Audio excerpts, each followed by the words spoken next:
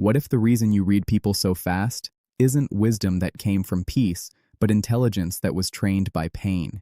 What if the part of you that notices every shift in tone, every strange silence, every tiny emotional crack in the room was built for survival long before it was ever called smart? If that hits something deep in you, stay with me. Because this video might explain a part of yourself you've felt your whole life, but never had language for. There are people who seem unusually perceptive. They can tell when something is off before anyone says a word. They can sense tension under a smile. They can predict reactions, spot emotional danger early, and adjust themselves in seconds. From the outside, it looks like maturity, sharpness, maybe even gifted intuition.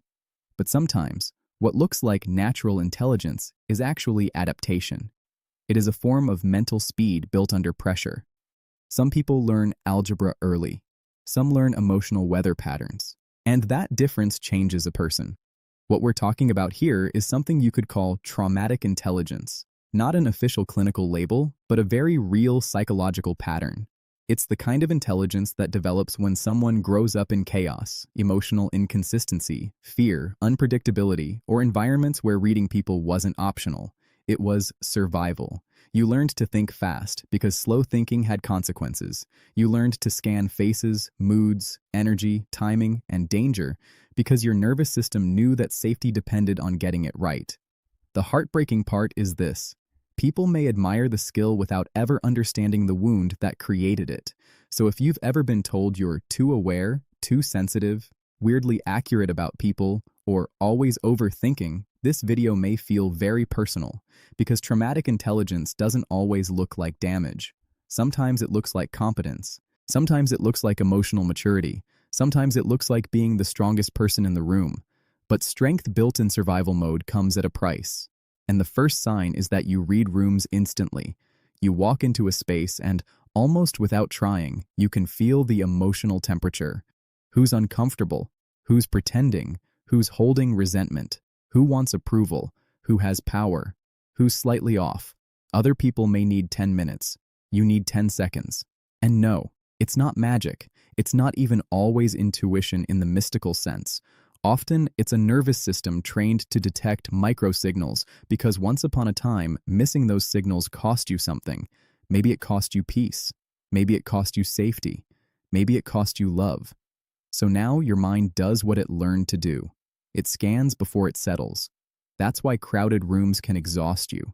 That's why certain people drain you before they even say much. That's why you notice tension everyone else misses. You are not just seeing the room. You are calculating it. The second sign is that you can predict people with disturbing accuracy. You often know how a conversation is going to end before it starts. You know when someone is about to pull away, when they're lying to themselves, when they're asking for reassurance without saying it, when their kindness is real, and when it's strategic. You notice emotional patterns so quickly that people sometimes think you're cynical, but it's not always cynicism. Sometimes it's repetition recognition. Trauma teaches pattern detection at a brutal level. Your brain starts connecting behaviors, moods, triggers, tones, and outcomes with incredible speed. You become good at forecasting because unpredictability once hurt you. So now, your mind tries to defeat surprise by seeing it early. The problem is, this can make relationships feel lonely. Because while everyone else is still enjoying the moment, part of you is already seeing where it could go wrong. You don't just meet people. You read trajectories, and that can protect you, but it can also steal from you. Because one of the saddest things about traumatic intelligence is this. Sometimes the same gift that keeps you safe also keeps you distant. The third sign is that you over-explain, not because you love talking, but because you fear being misunderstood. People who grew up in emotionally unstable environments often become incredibly precise with language. You don't just say what you mean. You clarify it, soften it, contextualize it, reframe it, and then explain it again from a different angle. Not because you enjoy the performance, but because somewhere deep down, being misunderstood feels dangerous. Maybe in your past, people twisted your words. Maybe your truth was dismissed. Maybe your feelings were minimized unless you presented them perfectly. So now, you try to make yourself impossible to misread, but there's a hidden pain in that. Because when someone truly sees you, you don't need 12 layers of explanation. You breathe differently around safe people. That's the quote-worthy truth here. Over-explaining is often what happens when clarity becomes a survival strategy. The fourth sign is that you are hyper-independent, but not always in a healthy way. You may pride yourself on being the one who handles it, figures it out, keeps going, doesn't need much, doesn't fall apart in public. People see you as strong, capable, maybe even unshakable. But what they don't see is that your independence may have been built long before you were ready for it. A lot of people with traumatic intelligence learned early that depending on others was risky. Maybe support was inconsistent. Maybe vulnerability was ignored. Maybe your needs felt like burdens in the environment you came from. So you adapted by becoming competent beyond your years. And later, everyone applauds that competence. But internally, it can feel like this. I know how to survive everything, but I don't know how to rest in someone. That is one of the loneliest forms of intelligence, because it makes you useful to everyone and fully held by almost no one. The fifth sign is that your mind never fully powers down. Even in calm moments, part of you stays alert. You think in layers. You replay conversations. You analyze motives. You imagine future problems before they happen. You spot inconsistencies. You create backup plans. You rehearse what you'll say. You read into energy changes. You tell yourself you're just being prepared, and sometimes you are. But other times, you are simply stuck in a form of high-functioning vigilance. This is where people often misunderstand you. They call you deep, sharp, intense, wise. And maybe you are, but maybe you're also tired. Maybe your brain learned that relaxation is when things go wrong, so even peace can feel suspicious. That's the cruel irony. The same intelligence that helps you navigate chaos can make calm feel unfamiliar, and the human mind often mistrusts what it didn't grow up with. The sixth sign is that you're emotionally intelligent with others, but often disconnected from yourself. You can read someone else's mood from one sentence. You can sense when a friend is pretending they're okay. You can decode emotional tension others completely miss. But when it comes to your own feelings, there's sometimes a delay, a fog, a strange distance. Why? Because many people who developed intelligence through trauma became experts in outward awareness, not inward safety. You had to know what everyone else was feeling because your environment trained you to monitor external danger, but your own emotions may have had nowhere safe to land. So you learned to compartmentalize them, intellectualize them, or postpone them. That's why some of the most perceptive people are also the ones who say, I don't even know what I feel until hours later. You became fluent in everyone else's language and quietly lost touch with your own. The seventh sign is that small changes affect you more than people realize. A shorter text, a delayed response, a different tone, a slight shift in facial expression, someone being off for a minute longer than usual. These things may seem minor to other people, but your system catches them immediately. And once you notice them, it's hard to unnotice them. This doesn't mean you're dramatic. It means your brain was trained to treat small signals as meaningful. Because in many traumatic environments, small changes were meaningful. A quiet house could mean tension. A certain tone could mean conflict. A certain expression could mean withdrawal, anger, or punishment. So now, you are highly responsive to subtle change. The deeper issue is not that you notice too much. It's that your body may still treat perception like preparation.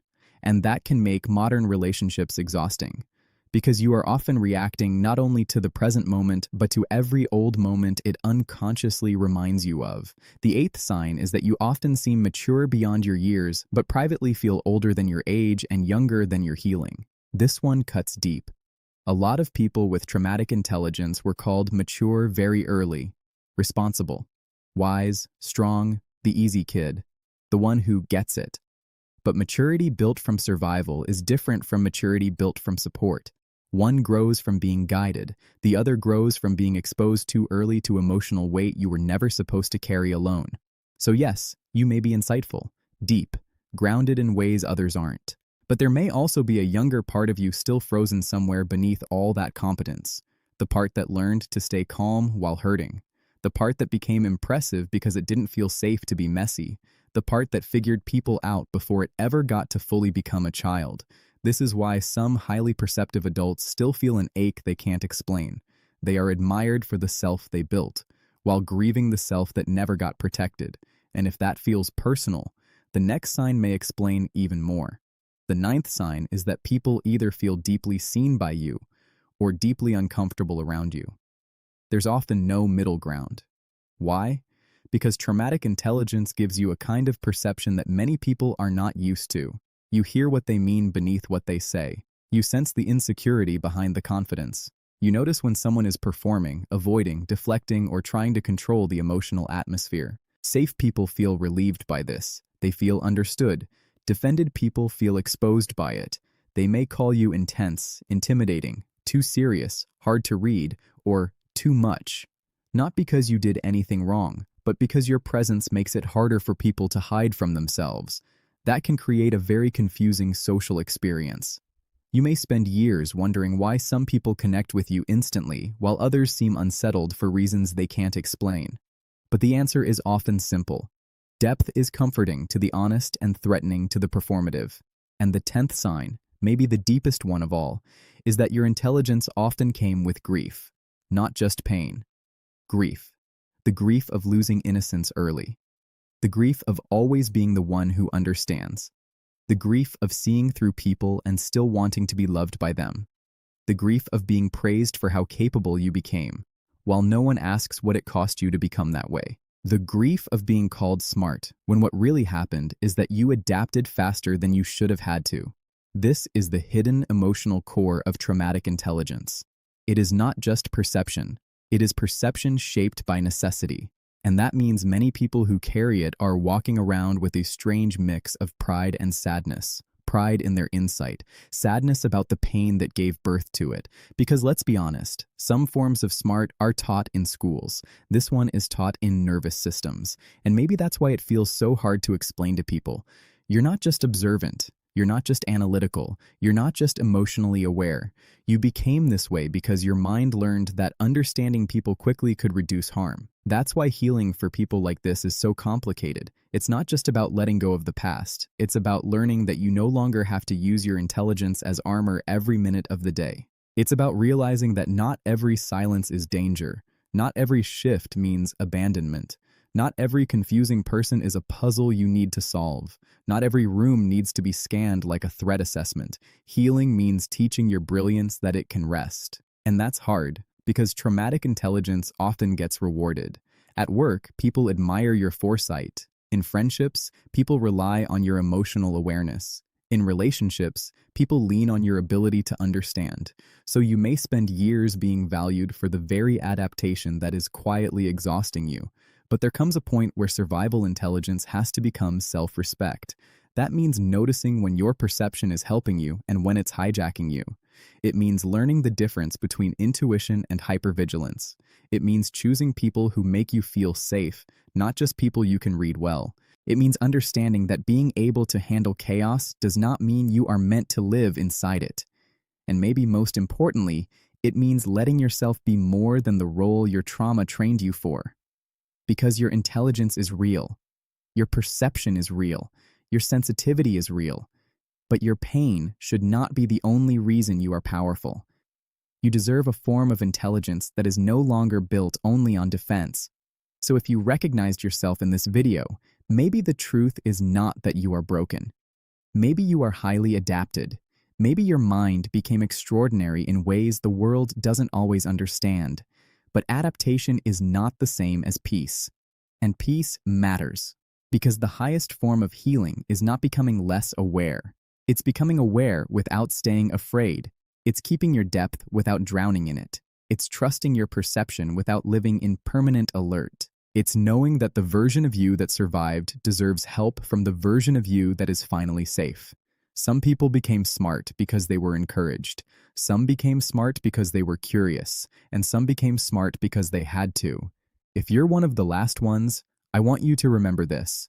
There is nothing weak about the way your mind protected you. But you do not have to spend the rest of your life proving how well you can survive. At some point, the most intelligent thing you can do is stop building your identity around pain and start building it around peace.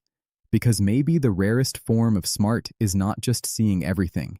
Maybe it's learning, after all you've been through, that you no longer have to watch the world like it's about to hurt you.